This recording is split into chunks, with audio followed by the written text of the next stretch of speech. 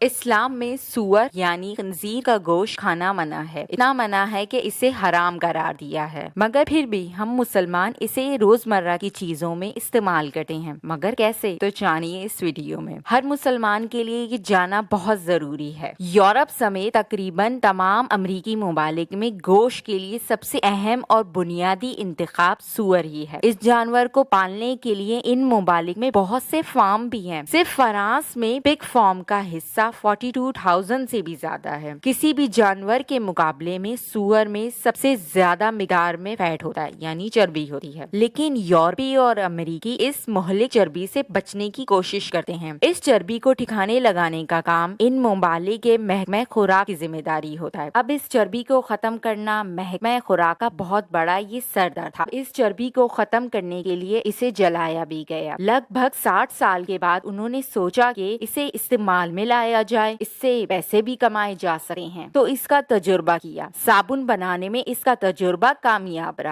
شروع میں تو سور کی چربی سے بنے ہوئے صابنوں کے اوپر یا پروڈکٹ جو بھی بناتے تھے ان کے اوپر انگریڈینٹس میں یہ واضح طور پر لکھا جاتا تھا کہ اس میں کیا شامل ہے، یعنی کہ پگ فیٹ ضرور لکھا جاتا تھا۔ چنانچہ ان پروڈکٹ کو خریدنے والے گاہک جو تھے وہ مسلمان بھی تھے، تو ان ممالک نے ان پروڈکٹ کے اوپر پابندی عائد کر دی، جس سے ان کو تجارتی خسارہ ہوا۔ 1857 میں اس وقت رائفل کی یورپ میں بنی ہوئی گولیوں کو برِ صغیر میں سمندر کے راستے پہنچایا گیا۔ اب سمندر کی نمی کی وجہ سے اس میں موجودہ گن پاؤڈر خراب ہو گیا اور گولیاں ضائع کرنی پڑ گئیں۔ اس کے بعد وہ سور کی چربی کی پرت گولیوں پر لگانے لگے۔ اب گولیوں کو استعمال کرنے سے پہلے دانتوں سے اس چربی کی پرت کو نوچنا پڑتا تھا۔ جب یہ بات پھیل گئی کہ ان گولیوں میں سور کی چربی کا استعمال ہوا ہے، تو فوجیوں نے، جن میں سے زیادہ تر مسلمان اور کچھ سبزی خور ہندو تھے، جو آخرکار خانہ جنگی کا باعث بنا۔ گولیوں میں سور کی چربی کا جو یہ معاملہ ہے نا، یہ ایک فلم میں بھی ہے، جس فلم کا نام ہے منگل پانڈے، اور یہ عامر خان کی فلم ہے۔ اس واقعے کا ایک حصہ فلم میں شامل بھی ہے۔ اب یہ جو خانہ جنگی والا معاملہ ہے نا، یورپی باشندوں نے ان حقائق کو اچھی طریقے سے پہچان لیا کہ پگ فیٹ لکھنا ان کے حق میں بالکل بھی صحیح نہیں ہے۔ انہوں نے اس کا حل یہ نکالا کہ پگ فیٹ لکھنے کے بجائے FIM لکھنا شروع کر دیا۔ 1470 کے بعد سے یورپ میں رہنے والے تمام لوگ حقائق کو جانتے تھے۔ جب ان کمپنیوں سے مسلمان ممالک نے پوچھا کہ ان اشیاء کی تیاری میں جانوروں کی چربی کا استعمال کیا گیا ہے، اور اگر کیا گیا ہے تو وہ کون سی چربی ہے، تو انہیں یہ واضح طور پر بتایا جائے۔ انہوں نے اس کے جواب میں کہا کہ اس میں گائے اور بھیڑ کی چربی شامل ہے۔ یہاں پر بھی ایک اور سوال اٹھایا گیا کہ اگر یہ گائے یا بھیڑ کی چربی ہے تو پھر بھی یہ مسلمانوں کے لیے حرام ہے، کیونکہ ان جانوروں کو اسلامی طریقے سے ذبح نہیں کیا گیا تھا۔ اس طرح ان پر دوبارہ پابندی عائد کر دی گئی۔ اب ان کمپنیوں کو ایک بار پھر سے نقصان کا سامنا کرنا پڑا۔ آخرکار تنگ آ کے انہوں نے کوڈ زبان کا استعمال کرنے کا فیصلہ کیا، تاکہ صرف ان کے اپنے محکمہ فوڈ کی ایڈمنسٹریشن کو ہی پتہ چل سکے کہ وہ کیا استعمال کر رہے ہیں، اور عام آدمی اندھیرے میں ہی رہے۔ اس طرح انہوں نے ای کوڈ کا آغاز کیا۔ یوں آج کل یہ ای انگریڈینٹس کی شکل میں مشہور و معروف کمپنیوں کے پروڈکٹ کے لیبل کے اوپر لکھی جاتی ہے۔ ان پروڈکٹ میں دانتوں کی پیسٹ، ببل گم، چاکلیٹ، ہر قسم کے سویٹ، بسکٹ، کارن فلیکس، ٹافیاں، فوڈ، کینڈیز، ملٹی وٹامنز اور بہت سی ادویات شامل ہیں۔ چنانچہ یہ